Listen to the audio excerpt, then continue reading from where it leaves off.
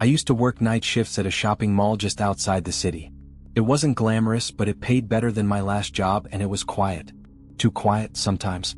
My shift started at 11 p.m. and ended at 6 in the morning. By the time I arrived, security had already locked the place down. No more shoppers. No more staff. Just me, my cart, and the echo of my own footsteps bouncing off empty tile. You'd think cleaning a mall at night would be peaceful, almost boring. But not this mall. It started slow. Small things. My first week, I'd hear the occasional creak in the food court, or a faint metallic clang like someone brushing past the security gates at the entrance of a store. Normal building noises, I told myself. It's old pipes. Rats maybe. But then came the footsteps. The first time I heard them, I was in the East Wing, just outside an old toy store that had gone out of business years ago. The lights inside the shop were off. Security gate pulled down. Everything locked up. I was mopping the floor near the main directory sign when I heard clear, steady steps coming from the far end of the hall. Not rushed. Not loud. But not mine. I stopped. The sound didn't. Step, step, step. I turned around, expecting to see security doing a round, though I had never actually seen them do rounds during my shifts. But no one was there. Just a long stretch of dimly lit corridor and dark storefronts. I called out. Hello? You're not supposed to be here. No response. The footsteps stopped. I stood there, mop in hand, staring into that long hallway. A part of me wanted to just shake it off and get back to work. But another part, the part that notices when something's off, that part was screaming at me not to turn my back. I forced myself to keep going. I walked forward slowly toward where I'd heard the sound. The air was heavy, like it gets before a thunderstorm. My footsteps were the only thing I heard now, squeaking slightly on the wet floor. Then I passed the old toy store. That's when I noticed it. The gate was open. Not all the way, maybe just a foot off the ground. But it had definitely been closed earlier. I was sure of it. I'd cleaned in front of it maybe 20 minutes before. I crouched down and looked underneath. Dark inside. But something moved. A shadow, not big, not small, shifted behind the shelves in the back. I froze. My mouth went dry. I stayed there for what felt like forever, watching. Waiting. I wanted to believe it was a trick of the light. But then, the toy fell off the shelf. Not rolled. Not slid. Fall. Something had knocked it down. I backed away, not taking my eyes off that narrow opening under the gate. I didn't call security. I didn't call anyone. I just walked. Fast. Back to the janitor's closet. Locked the door behind me. I stayed in there until my shift ended. That was the first night. It only got worse from there. The second night, I came in 30 minutes late on purpose. I told myself I was just tired, but really I was hoping someone else might have picked up the shift by then. No such luck. The mall looked the same. Too clean. Too silent. A cathedral of glass and concrete, sleeping under humming fluorescence. I clocked in without saying a word to the night guard, a guy named Randy in his 60s, who always looked like he was half asleep or hungover. He didn't say anything either. Just sat behind the glass security booth near the service entrance, flipping through some ragged paperback. I almost wanted to ask him if he'd seen anything weird the night before. But I didn't. I didn't want to hear his answer. I pushed my cart past the food court and toward the west end of the mall, the corridor with the phone repair kiosk, a couple of dead clothing stores, and that hollow black-eyed toy shop. I kept my distance from it. Pretended it wasn't there. Even changed the order of my route to avoid getting too close. But I still felt it. It's hard to describe. It's not like I thought someone was watching me, it's that I was certain something was waiting. Not watching. Waiting. Like the moment I turned my back, it would come closer. I was wiping down a row of benches across from a shuttered nail salon when I heard the intercom buzz. Just a static pop click. Then silence. No voice. No announcement. Just the click. It came from nowhere and everywhere all at once. You don't realize how loud that sound is until you hear it in a building that's supposed to be dead silent. I stood there, holding the rag, staring up at the black speakers mounted in the corner of the ceiling. Another click. No voice. No music. Just the same dry snap of static, like something breathing through wires. I tried to ignore it. I even forced myself to start mopping the tiles near the escalator. I needed the noise, even the swish of a mop felt comforting compared to the intercom's weird, breathy silence. Then, from the corner of my eye, I saw movement. Not down the corridor. Not near the toy store. In the reflection. There's this chrome trash bin beside the escalator. Half-polished metal that acts like a mirror if you stand in the right spot.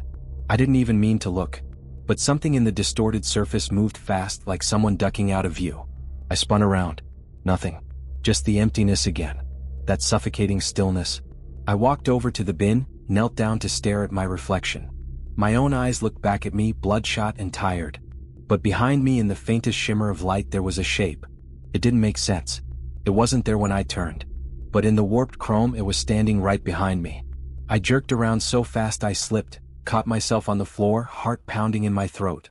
Still nothing. Still no sound. But the temperature had dropped. I swear to God, the tiles felt cold against my hands. In the air I could see my breath. That's when I heard it. Footsteps. Soft. Careful. Not heavy. Like bare feet padding across the floor. And then a second sound, quieter but unmistakable. A child's giggle. Far away but real. Sharp. Too sharp. It echoed across the mall like it didn't belong. Not a recording. Not a memory. A presence. I backed away. My mop forgotten on the ground. I didn't want to turn my back, not again. I kept moving in reverse, inching toward the janitor's closet like some coward in a horror movie. But I didn't care. I wasn't going to be the tough guy who investigates the noise and ends up on a milk carton. When I reached the maintenance hallway, I slammed the door behind me and locked it. And I waited. 4 hours. Listening. Breathing slow. The intercom never clicked again that night. But I didn't leave the closet. Not until daylight started to sneak in through the high atrium windows and I could hear the first shift of real people arriving, baristas unlocking the coffee shop, staff opening gates, the sleepy sounds of life returning to the mall. I clocked out and walked straight to my car. Didn't say a word to Randy. I don't even think he looked up from his book. I told myself I was done. That I'd quit. Find something else. But I didn't. Because the next night I came back. And something was waiting for me. I didn't sleep the whole day. I drew the blinds, turned off my phone, laid in bed for hours with the TV on low just for background noise. But every time I started drifting off, I'd hear that sound again, not outside, not in the room, but in my head. Click. Just that damn intercom popping on. Or the quiet, hollow footsteps of someone walking barefoot across tile. Sometimes I'd swear I could still hear the laugh. That quick little giggle, as if someone was hiding under my bed and trying not to be heard. By evening, I was exhausted but too restless to stay home. And somehow I don't even know when the decision happened. I found myself getting dressed, packing my thermos and driving back to the mall. The parking lot was half lit, the floodlights buzzed like they were on their last legs, and a layer of fog had started to collect near the edges of the asphalt. My windshield misted over as soon as I stopped the engine. As I stepped out, the mall loomed in front of me like a cold, dead mountain. Too big. Too quiet. A building that felt aware. I paused before going in. Not because I was scared, I'd already crossed that line the night before, but because something felt final. Like crossing that threshold meant I was stepping into something I wouldn't be able to walk back out of. Randy wasn't in the booth. Just his paperback left on the stool, open and face down like he meant to return in a second. I buzzed myself in with the spare keycard and listened to the doors click shut behind me. The mall was the same as always, bright overheads humming, polished floors spotless. Everything too perfect. But the silence was thicker. Like the building had taken a breath and was holding it. I started my route in the south corridor this time. The one with the old movie poster store and the closed bank branch. I avoided the toy store, completely refused to even look in its direction. Just kept my head down and worked.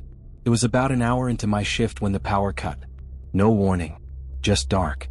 All at once. Every light overhead snapped off. The escalators went silent. Even the distant hum of the refrigeration units in the food court died. Like someone had pulled a cord straight out of the wall. I froze. My eyes struggled to adjust. The only light was the moon filtering through the high atrium windows, washing the tile floor in pale, silver-blue patches. Everything else was black. Then a sound. Not loud. Not close. But moving. Footsteps again, but not steady this time. Quick. Scattered. Like someone pacing or running. I backed against the wall, trying to keep my breathing low. The sound echoed from the east wing near the toy store. But it didn't come from the store. It came from above it. There's an unused walkway up there. One of those second-floor catwalks that was supposed to connect to a bookstore that never opened. Just steel and glass and nothing but air between it and the rest of the mall. The footsteps were up there. Running. And then, thud. Something hit the floor above hard. Not like a box falling. Like a body. The noise rolled through the mall like thunder, then silence again. I couldn't move. I couldn't even make my legs work. My heart slammed in my chest so hard I could feel it in my teeth. And just as I gathered enough courage to turn and bolt, the intercom came on. Click. Then a whisper. Not words. Not music. Just this soft, garbled hum like someone exhaling into the mic from inches away. Like they were trying to speak but didn't know how anymore. Then something flickered above me. A light. Just one. Right above the central kiosk in the middle of the mall. Fluorescent. Blinking on and off like it couldn't make up its mind. In the flicker of that light I saw movement. A person. Small. Standing still. Facing away from me. I blinked. The light went dark again. When it came back on they were gone. I didn't scream. I don't know why. My mouth was open but nothing came out. I started moving fast, not running, just walking with purpose, like if I pretended nothing was happening, maybe nothing would. I passed the smoothie stand. The frozen yogurt place. The massage chairs near the discount perfume kiosk. All dark. All silent. Then I reached the hallway that leads to the janitor's closet and stopped. The closet door was open. Wide open. And the lights inside were on. Which should have been impossible. The power was still out. Inside I could see the little office chair, my cart, the cracked mirror above the sink. And on the floor just past the threshold, a single toy. A red plastic race car. Scratch. Resting perfectly still on the white tile. I didn't go inside. I just stared at it. Long enough to hear something else. Something I hadn't heard in 2 nights. The sound of someone breathing. Right behind me. I didn't turn around right away. I couldn't. My body was stiff, frozen from the inside out. That breath behind me, it was so close, I felt it move the hairs on the back of my neck. Slow. Damn. Measured. As if whatever it was had no lungs, just the rhythm of breathing. Like it had learned to do it by mimicking. My eyes stayed locked on the red toy car at my feet. It hadn't moved. But I knew it would. I knew that if I stood there another second, it would roll toward me, not because of gravity or a slope in the floor, but because something wanted me to watch it happen. I backed away, step by slow step, until my heel touched the side of a vending machine in the hallway. I used the angle of its chrome side to catch a reflection, and for a moment, in the warped metal, I saw what I was too afraid to face directly. A figure. Short. Slouched. Not quite child-shaped. Its limbs were just a little too long, the arms hanging too low like a marionette without strings. It stood still in the open doorway of the janitor closet. Head tilted at an unnatural angle. Eyes, or maybe just the idea of eyes catching the light like polished stone. I turned. And it was gone. No footsteps. No breath. No sound of retreating movement.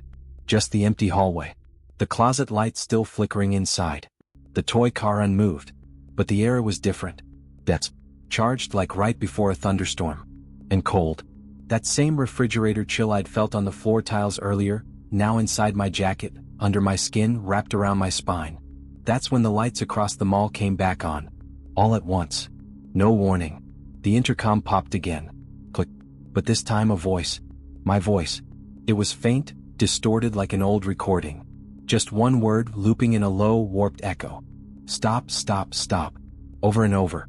I don't remember running, but I must have, because the next thing I knew, I was back in the security office panting, drenched in sweat. Randy still wasn't there. His jacket was draped over the back of the chair, a half-full coffee cup cold on the desk, and the paperback left open on the same page. No sign of him anywhere. The security monitors were on, flickering in and out of signal. I looked up at them, heart still pounding. Nothing on the main feeds. Just static. Empty hallways. Blank corridors. But then one of them changed, a view from the toy store's interior camera. I didn't even know it had one. The screen flickered again, cleared just long enough to show the inside of the store. Rows of old plush dolls, faded boxes, and little mannequins behind the glass. All still. Except for one. In the back corner, near a wall of battery-operated animals, one of the child-sized mannequins was standing outside its case. Facing the camera. No glass behind it. Just shadows. Its hand lifted. Slowly. Not robotic. Not mechanical. It waved. Then the screen cut to static. I shut down the monitors and left the booth. I didn't finish my shift. I didn't clock out.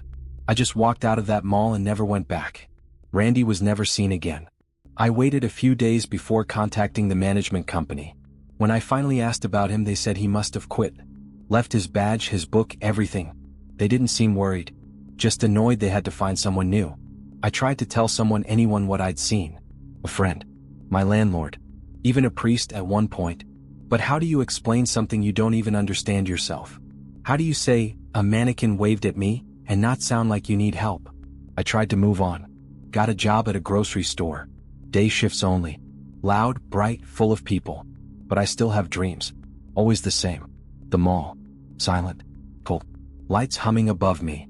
And somewhere in the distance, down a corridor that bends and loops endlessly. Click, click, click. Followed by that soft, glassy laugh. Don't forget to subscribe and like if you like this story.